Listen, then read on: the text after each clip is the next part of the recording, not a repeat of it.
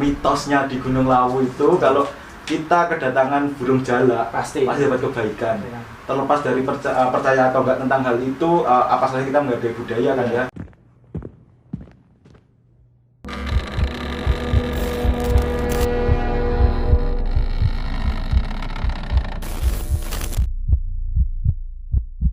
Bismillahirrahmanirrahim. Assalamualaikum warahmatullahi wabarakatuh. Selamat malam. Jumpa lagi bersama saya Ibdan Kandezer. Pada kesempatan kali ini kembali lagi kita di program Misgun, kisah misteri gunung.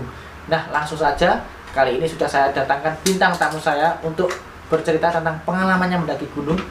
Monggo, Mas. Namanya Mas siapa? Ya, Andriko Alamsyah. Nah, monggo Mas, mungkin mau menceritakan tentang pengalamannya mendaki gunung mana yang mungkin secara cerita mungkin tidak akan terlupakan buat Mas Andriko, yang misterinya seperti apa? Mendaki gunung mana nih Mas? Kalau ngobrolin yang tidak terlupakan ya Mas ya. Pendakian pertama masih berkesan Mas. Pasti. Nah, kebetulan itu sangat berkesan pendakian pertamaku di Gunung Lawu pada waktu itu tahun 2015. Saya masih kelas 3 SMP, pendakian masih ala kadarnya. Dan di pendakian pertama ke Gunung Lawu itu sebetulnya sudah diingatkan di pos pendakian tidak boleh memakai pakaian yang menyimbolkan bahwa itu berwarna hijau. Kebetulan jaket saya warna hijau tua, topi saya warna hitam tapi tulisannya ada hijaunya Mas. Hijaunya itu hijau terang. Itu yang tidak diperbolehkan. Sama jas hujannya polisi, temanku mau pakai itu nggak boleh, terus harus dicok. Mencolok warnanya. Mencolok Mas. Itu karena mencolok tidak boleh, itu sudah diperingatkan. Ya saya menanyakan tentang jaket saya yang warnanya hijau gelap. Tapi katanya nggak apa-apa ya, singkat cerita mendaki itu via mana Mas? Itu via Cemoro Kandang. Cemoro Kandang. Maaf sebelumnya.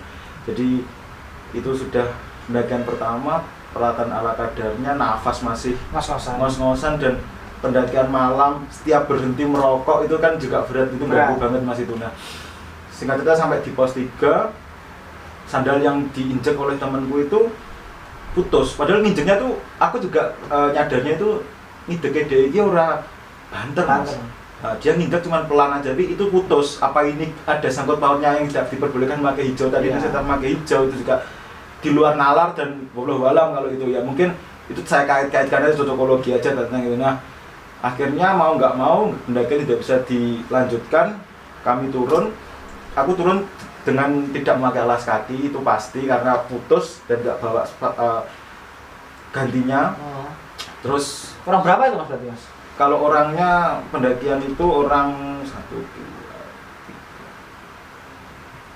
3, 4, 5, 6, 7. Orang 7. Yang 5 udah turun dulu lari, dan yang nginjek sandalku itu meninggal juga.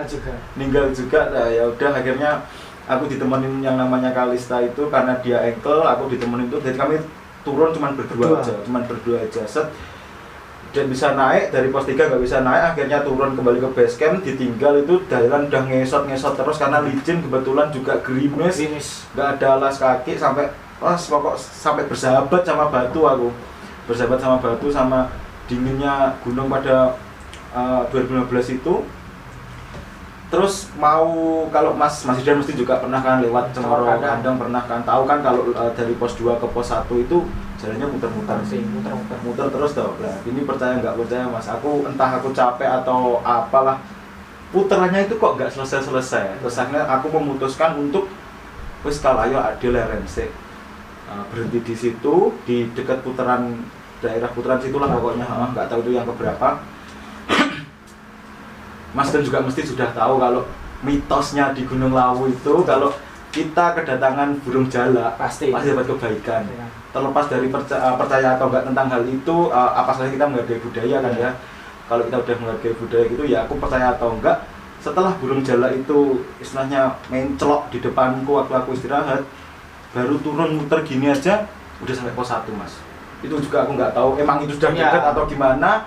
Ya mungkin penonton biar bisa menyimpulkan diri, cuman kalau aku yang tak rasain kok gak tekan pada waktu itu, aku sampai marah sama diriku sendiri. Aku tuh gak berani. Kita udah capek, tapi kok malah sampai gak tekan tuh iki ya. Aku cuma ngerasain gitu sih. Akhirnya terlepas percaya waktu itu tadi, burung jalak turun di pos 1, dan ini di pos 1 dapat hal baik lagi Mas. Apa itu? Ketemu pendaki lain, saat pendaki lain itu dikasih jajan, headlamp sama air Mas. Alhamdulillahnya air ini. kan aku nggak sampai sedang derajat, cuma sampai pos 3. Airku kan nggak keisi penuh. Udah habis. Habis itu di situ akhirnya dapat itu. Tapi kalau itu tak rasa emang orang beneran kok. Itu dapat minum itu dan headlamp. Soalnya penerangan nggak ada. Turun jam berapa Mas itu? Aku turun udah mulai siang sebetulnya Mas. Sudah siang sudah turun sebetulnya. Sudah berhubung nggak pakai sandal, nggak bisa jalan dan ngesot-ngesot itu di akhirnya molor. Ditambah lagi disasar-sasarkan tadi. Nah, kalau disasarkan itu tadi, monggo bisa dinilai sendiri. Kalau aku ngerasa juga kayak gitu. Terus dikasih headlamp itu karena pendakian pertama juga nggak bawa senter aku. 2015 kan Cemoro Kadang sepertinya anak panahnya masih jarang Mas. Ya betul.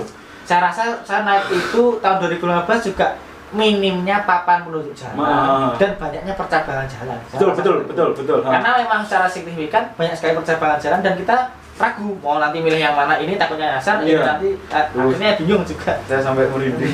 Ingat sambil nginget soalnya Mas, ngeri malah. Lanjut tadi habis itu kan karena kan harusnya kalau turun dari pos 3 aja lah 2 jam 3 jam kan nyampe tuh Mas kalau lari itu sampai sekitar 6-7 jam aku perjalanan turun itu.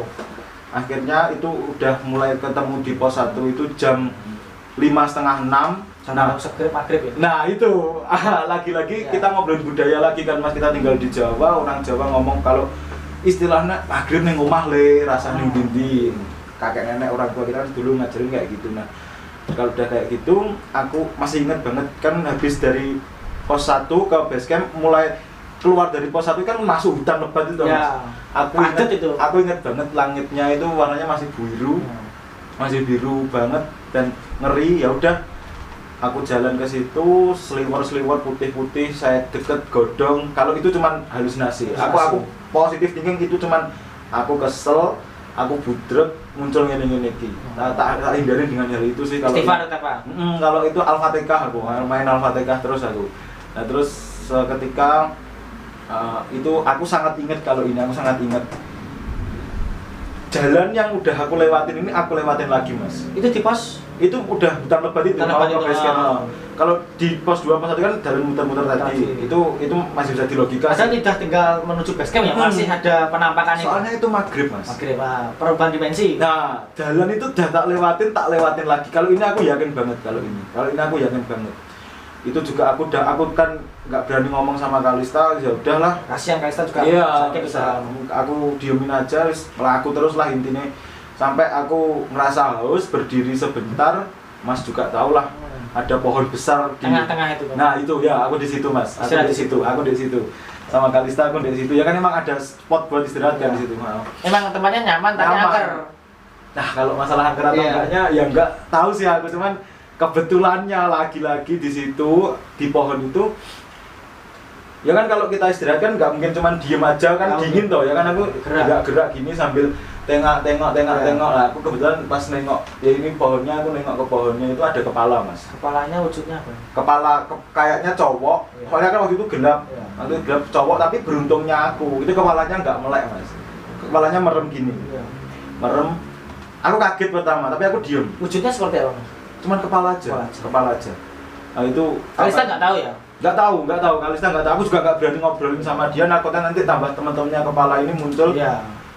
Apa itu waktu aku pastikan lagi yang kedua kalinya aku lihat masih ada. Nah akhirnya aku istirahat di pohon itu. Ya semua ini pohonnya ya Mas ya. Kan istirahat nggak mungkin cuma diem kan ya. Saya mesti gerak-gerak sambil tengok gini. Kebetulan aku waktu nengok gini ada kepala. Nggak ada pencahayaan Mas ya? Nggak ada Mas di sana. Ya. Dan cuman headlamp itu pun redup sudah. Ya.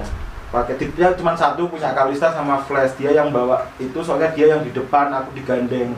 Soalnya aku licin waktu itu. Itu nggak ada pendaki sama sekali. Naik maupun turun nggak ketemu. Itu yang mau aku lanjutin setelah ini Mas. Waktu maksudku habis lihat itu aku lihat sampai kedua kali kok masih ada, 3 kali kok masih ada. Akhirnya Kang tolong senterano. Aku dengan nadaku yang biasa aja berusaha tetap menenangkan suasana pada waktu itu sih.